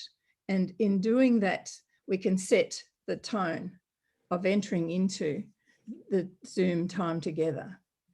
And to enter their non-COVID world, I ask them, what's been working for you? What has been working for you? Have you been seeing any good movies? Has anything interesting happened? How have you been sleeping? Are you having any dreams? And how's your family? These are the sorts of questions that I find will help bring us away from the trauma and into the whole of the life of the person who's with me. But if their life is full of negative reports, we can imagine those times of being in those places which haven't been sown and constructed, the unsown places in their neighbourhood. And that might be a tree that they can see out their window. It can change with the seasons, and they can talk about that. It may just be a pot plant on their windowsill. And some people talk in this lockdown time of their longing to be on a family picnic at the beach or a barbecue in the bush. And if they talk about it, that can help. They can't be there, they cannot be in that safe place, but they can talk about it and get their sense of who they are into that safe place. And so I hear about those surroundings, the things they love, the people that they love, and what they are missing, and all the sensations that they're longing to have. And to me, these conversations are the building blocks for creating a sacred time and space together. And you saw that little video at the beginning of Miriam Rose Ungamar. And she says that her greatest gift to the people is that practice of inner deep listening, quiet, still awareness. And she explains that it's a form of contemplation into which we tap for the healing deep inner presence of the Spirit of God within. And she says this spirit has a sound, and the sound is the word of God, whom she knows as Jesus. So she says, if you want to know me, breathe with me and listen deeply and connect. And that is where we hear the sound, which is the voice, the creative voice that created by saying, let it be. Or however we experience that spiritual reality of being alive. And so we breathe together as a healthcare worker, calm and in a safe place, in a sense of natural environment, even on Zoom, begins to tell their story. And they want to vent their feelings for their sick people and for the system that they're struggling to work in. Because their work is costly and their care is costly and the spiritual pain is very deep, but it heals as we breathe. They tell me they don't know the moment that they start to spiritually heal, but they do experience it in this type of environment. And they know afterwards, because of their sense of peace and calm and renewed energy for their life and for their work. So this is what we can do as we companion people on their journey to that new identity in that COVID colonized world in which we all now live. Their woundedness is deep. Their very identity has been challenged by the colonizing effects of COVID-19. But deep listening is the gift we can offer as they create their new normal. And their stories behind their trauma need to be heard, and heard in the safe place, which can bring them into that spring of spiritual healing. And we, as the people listening, can hold their trauma as they find a place to make their next footprint in the stuff of the earth and in the spirit of the cosmos. And then we can release their trauma into that stuff of the earth and the spirit of the cosmos to be recycled there. I think that's all I can think of to say to encourage us in our time of accompanying people in the helping professions, in the healthcare professions at this time. Well said, beautifully said, Anna. Thank you. I have put in the chat a resource that Anna made possible. It's in our blog, which we call SDI Stories, but it's basically someone who's a healthcare worker in Australia talking about what it's like and also what works and what doesn't for her. So if you're at all interested, go ahead and click through it. You don't have to read it right now, but it'll be up in your amongst your windows to read when you do have some time. Right now, we are running a little bit late. Presenters, I'm just going to shorten our approach and we're going to go straight to our breakout groups. So that's, I'm just going to add, and what I'd like to do is I'm going to split you up into those who are participating into groups of 3. This is a chance to listen. It's also a chance to say what's arising from you as you listen to all of our wonderful speakers. And if you have something brief to add, any of our speakers, I'm just adding you here for people to consider as they go into these groups, please do. And this, there we go. And these groups will take about 10 minutes. I'll give you a warning about 5 minutes through. So here we go.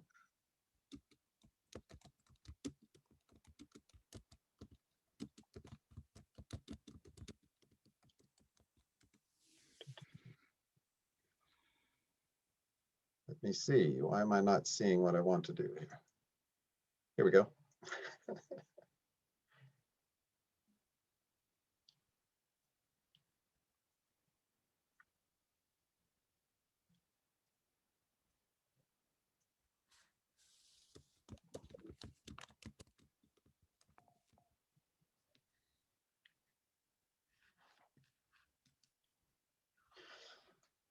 So have a good chat, and we'll have some time when you come back to answer some questions.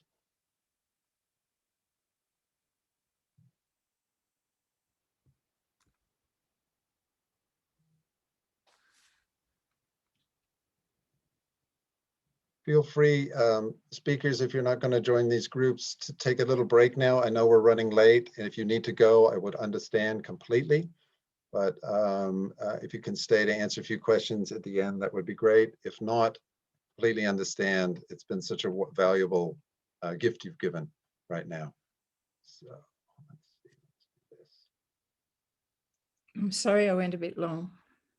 No, everybody may have gone longer or shorter, but it doesn't really matter. What matters is that people had a good space to share.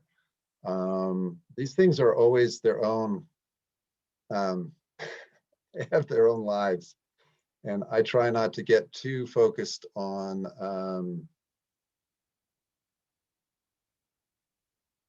trying to make them perfect.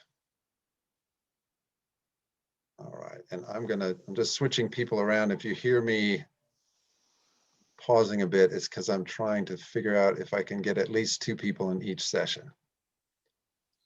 Here we go. Well, I learned a lot from all of you, so thank you.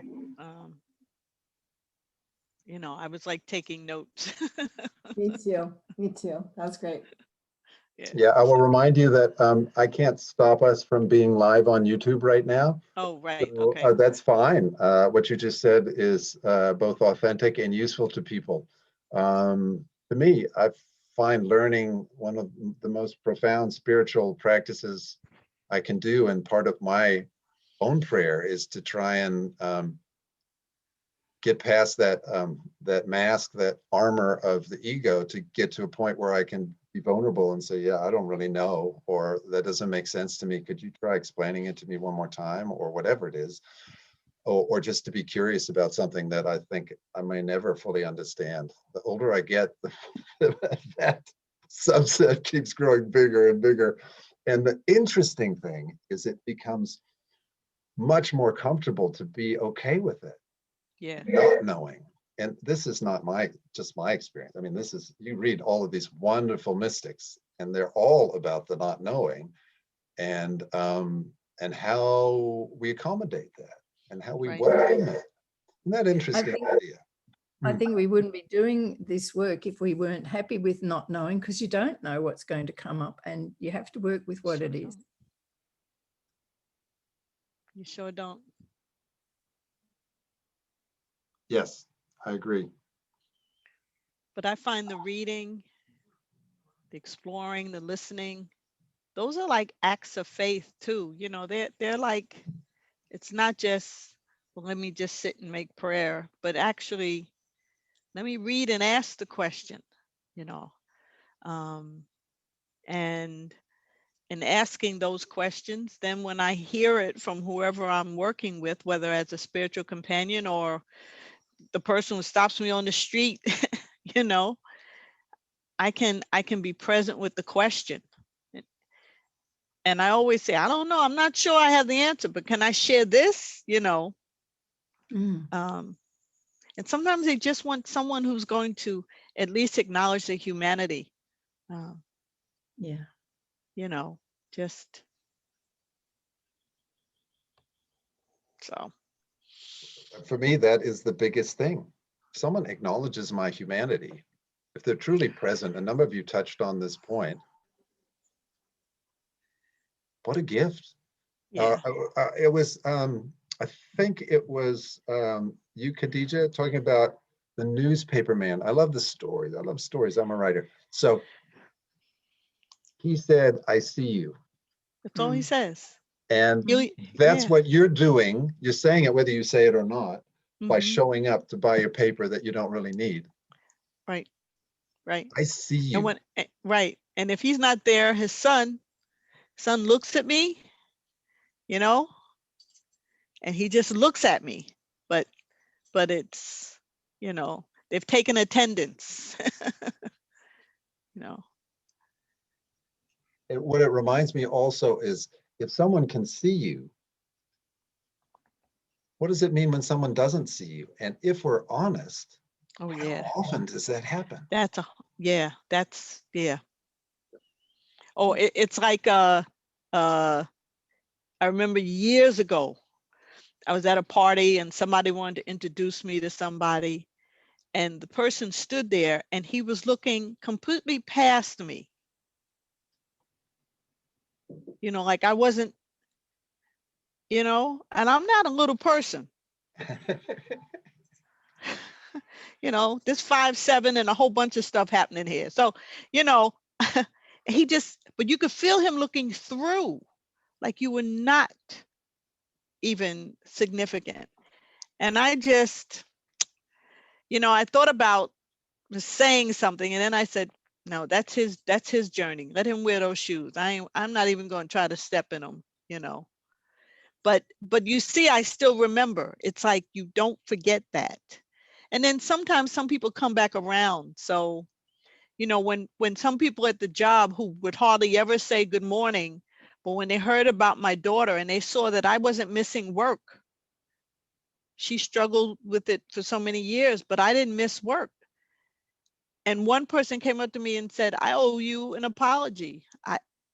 I see strength that I didn't know anybody could have. So it showed them a realm of possibility, you know? But yeah, when they don't see you, you feel it. Yeah, but when we've got the healthcare workers in front of us, they're trying for us to see them Yeah, as that public persona. So we do have to look behind, like that we person do. was in a Yeah. rude way. We Well, have to look inside to now, the well, person. when I said he was looking behind, he was like, I wasn't there. I think No. what you mean is I see the nurse or I see the Mm. doctor, I see them in their scrubs, but I see deeper. Yeah. You know, I see the brother, the father, the man who's afraid, all those things. Yeah, yeah. And also the questions to help them be the person they are rather than the front they present. The front, exactly. Thank you. Yes. Yeah.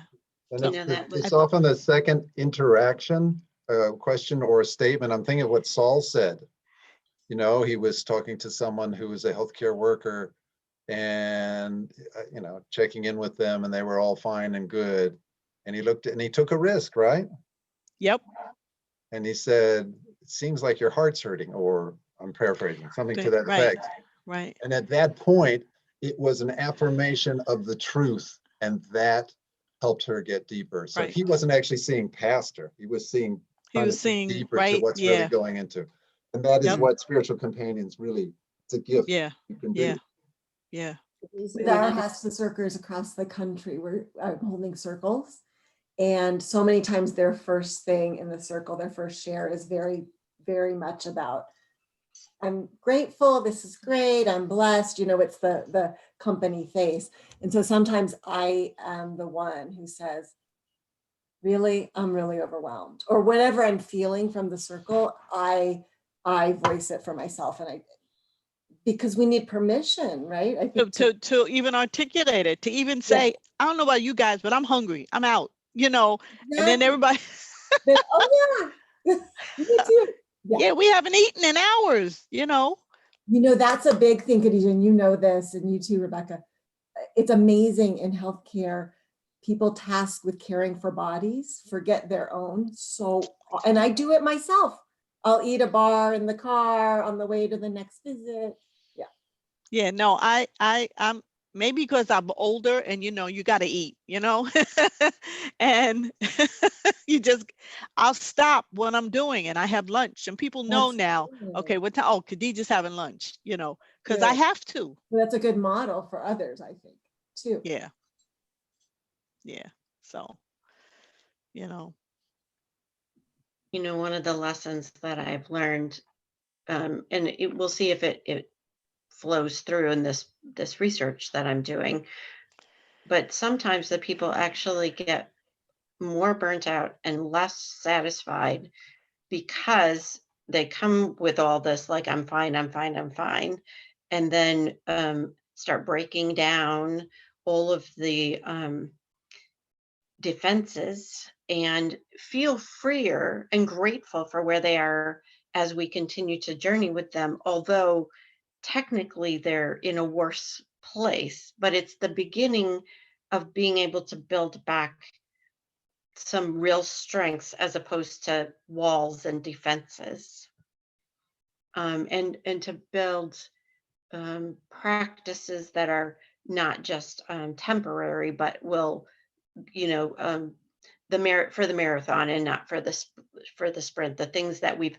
had to just quick grab on to coping strategies.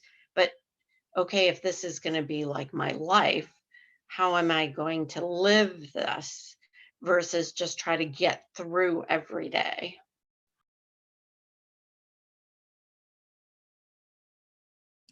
Yes, Rebekah, that's sort of like forging the new identity that includes this new organism that's in our world. And we all have that challenge, don't we? Indeed. I'm going to let I'm going to bring the folks back in about a minute.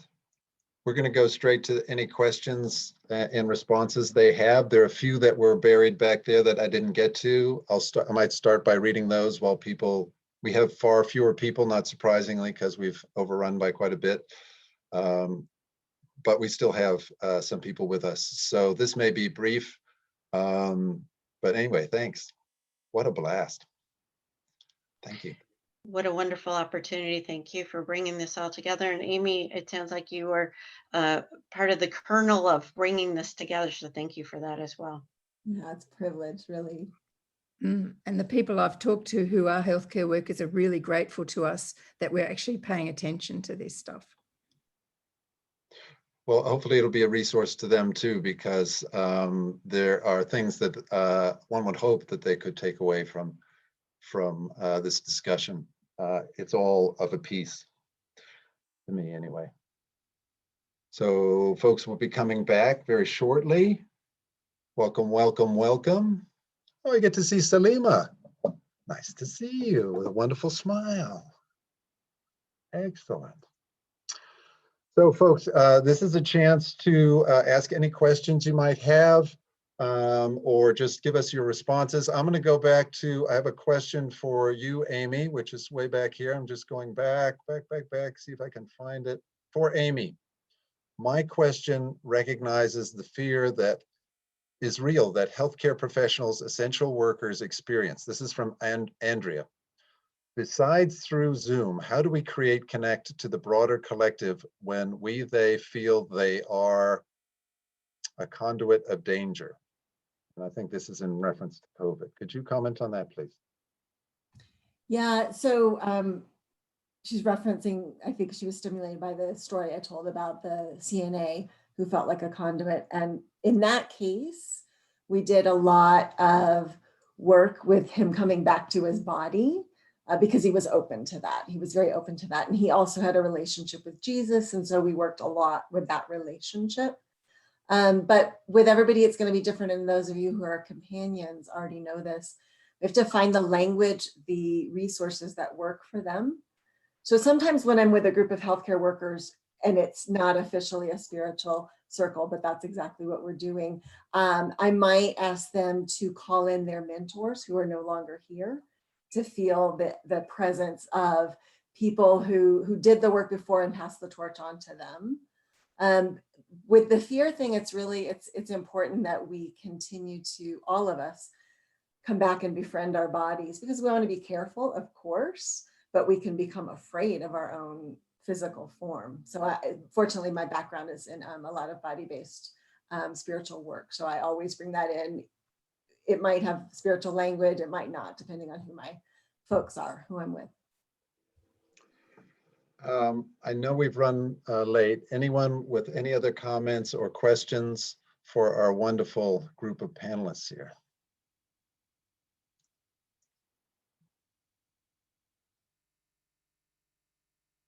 You can go ahead. We're certainly a small enough group for you to speak up if you wish.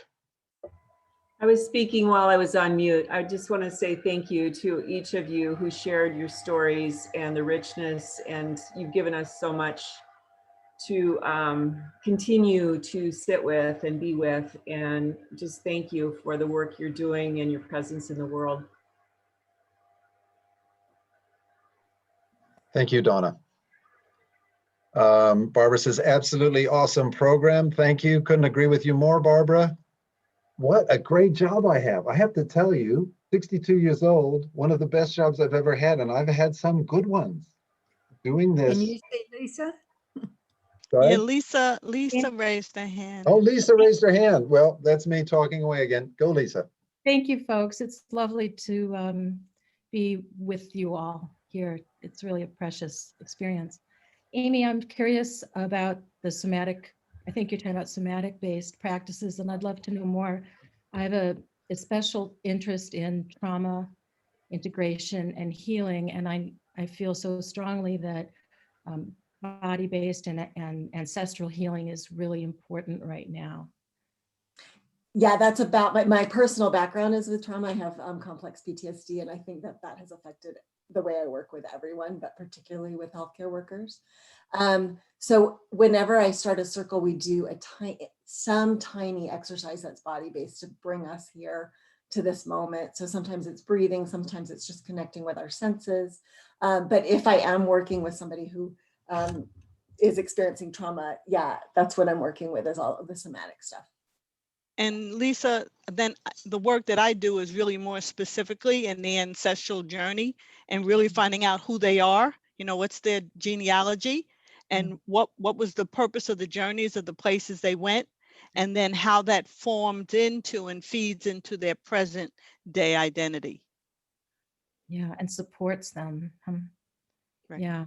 I had a really interesting experience of sitting for a year as part of a mindfulness-based interventionist in a research study, sitting with older, frail adults and also folks living with dementia and Alzheimer's. Right. And so that mind beyond language and just sitting and not asking them to do, but to be, there was so amazing glimpses of agency. And a number of them were Holocaust survivors. So it was a really interesting place to be in a space. And I just showed up. I think if I were doing it over again, I'd have a lot more insight, but it was a very interesting space of being. And I'd like to emphasize that it's a good practice and work to do, not because there's a problem or someone is ill, but rather it's a very proactive way to maintain wellness and acknowledging who you are and having a social identity that allows you to function. So, you know, I'm the one that says, let's do the work now so we don't have the problem later on. But yeah. And I hear you speaking to purpose in that, and that's what's so enlivening. Yeah. Thank you. For me, unschooled as I am, we are only here because of our ancestors. And further than that, we are only who we are because of the ancestors. And if you want a scientific proof of that, check out your genes. Hello. Hello. It's such a beautiful practice and part of my personal practice. Anyway, we're gonna round this together. And Khadijah promised me, I had to beg her. She said, "You beg, and I'll say okay." No, I'm making it up. Because she's got such a good sense of humor. I could josh with her. So he can't Khadijah even tell a lie straight. You know what I'm saying? Troublemaker. So I would ask, go ahead, you want me to do the closing? Khadijah's going to give us a little contemplative practice to carry us out. Okay. So please, Khadijah. I will do a reading that I will ask that you just sit and absorb. And it's from the Sufi Book of Life, but it's to call in the energy of Al-Hadi, which is one of the names of Allah, most direct guidance. When you are guided to this pathway, take the opportunity to check in with your highest guidance. Open yourself to hear its clear, direct voice. The Bible relates that the prophet Elijah, peace be upon him, when in trouble, listened for the still small voice through which he heard the voice of the Holy One. We are often in need of and yearn for this simple, direct sense of guidance. In the few words of 20th century Sufi Inyat Khan expressed, open our hearts that we may hear thy voice, which constantly cometh from within. If all is one, who is there to ask and who is the asker? Admittedly, when knower and known are one, as the Sufis say, normal prayer seems superfluous, and yet we have seen throughout the pathways that there is a part of us that is still growing and evolving. This voice in us needs prayer, affirmation, and practice to get us through the hard times. The best prayer reminds us that love and guidance are always present. And as the Persian Sufi Ahmed Hatif writes, when you begin the journey, take love along for food. Love makes easy what reason makes hard. Talk about the beloved morning and evening. Look out for the beloved at twilight and dawn. Even though they tell you 100 times, no one has seen the one. Keep on until its vision illuminates you. You'll find the beloved located where even Gabrielle can't go. Love is the path, the rations, and the goal. And as Rumi assures us, You thought you were dust, and now find your breath. Before you were ignorant, now you know more. The one who guided you this far will lead you farther as well. So we welcome you on love's journey. Give thanks.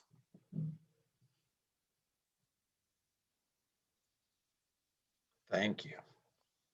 Thank you, Khadijah. Thank you, Amy. Thank you, Anna. Thank you, Rebekah. Thank you, Saul, and all of you who've been with us on this journey. We are all gifts to one another. It's not so much what we do, although that matters. It is that we ourselves are the gift in that when we are present with someone else in a way that we can hold space for them, welcome who they are. We give them a great gift. Always remember that if you can't find any other purpose, simply being present to someone else is a deeply rich and wonderful thing. Thank you all for what you do and who you are. Blessings to you all. Amen. Thank you. Good night.